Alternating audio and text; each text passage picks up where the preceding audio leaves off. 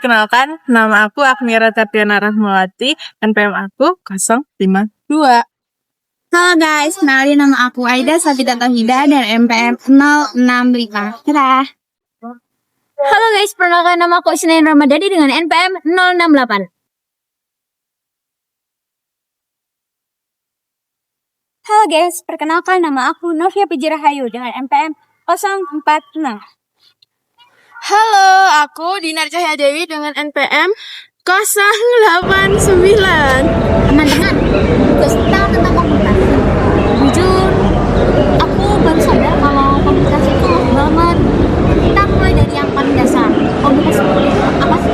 Singkatnya gini loh guys, jadi penyampaian komunikasi verbal itu tuh penyampaian pesan menggunakan kata-kata. Penyampaiannya tuh bisa dari lisan, bisa juga dari pesan kayak ditulis. Jadi intinya penyampaiannya itu dilakukan supaya kita tuh bisa mendengar atau membaca sebuah rangkaian kata. Nih, ngobrol, tulisan.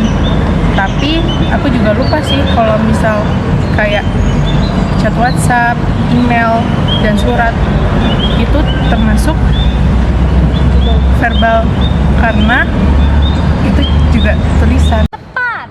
Kata kuncinya ada tulisan atau ucapan. Jadi kalau pesan itu berupa kata-kata, berarti dia verbal. Berarti kalau aku teriak-teriak nggak jelas, itu verbal bukan? Kan ada suara, ada ucapan. Tergantung. Kalau misal teriaknya kayak awas ada mobil, itu verbal. Tapi kalau kayak cuman kayak gitu doang, enggak sih. Karena menurutku itu cuman masuk kata-kata yang biasa, terus juga nggak bermakna. Nah, ini yang seru, nggak melulu soal kata-kata. Ada non-verbal yang pesannya jauh lebih kuat. Contohnya, kinestetik. Lihatlah aku. Namanya gerak tubuh atau gestur.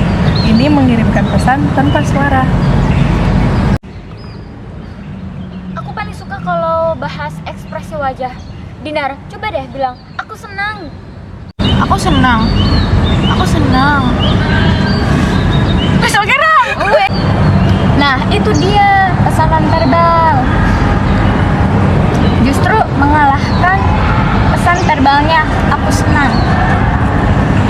Itu namanya nada suara atau paralinguistik. Dan yang terakhir, fungsi kita kreatif.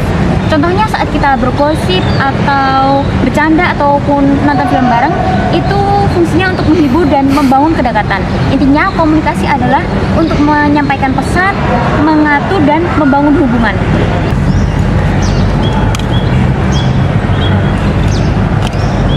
Oke, terakhir dan terpenting yaitu fungsi komunikasi. Ada 4 inti. Pertama, fungsi informatif. Fungsi informatif berarti gini nggak sih? Kita tuh memberitahukan sebuah fakta. Contohnya, kelas hari ini yang nanti siang itu diubah ke ruangan D12. Kedua, fungsi regulatif. Ini fungsinya untuk mengatur atau mengendalikan perilaku. Contohnya, harap antri ya, atau jangan sentuh pameran ini. Jadi kalau ada iklan, ayo beli produk ini yang terbaik, itu masuk fungsi apa? Apakah itu meyakinin? Itu fungsi persuasif. Tujuannya untuk membujuk atau meyakinkan orang lain agar mengubah sikap atau melakukan sesuatu. Termasuk juga sentuhan atau jarak kita saat ngobrol, itu termasuk nonverbal. Jadi nonverbal itu komunikasi tanpa menggunakan kata-kata. Jadi gimana teman-teman terkait komunikasi verbal, nonverbal, sama fungsi komunikasi? Apa semuanya udah jelas? Jelas! Ya, wassalamualaikum. Sekian dari kelompok kami. Wassalamualaikum warahmatullahi wabarakatuh.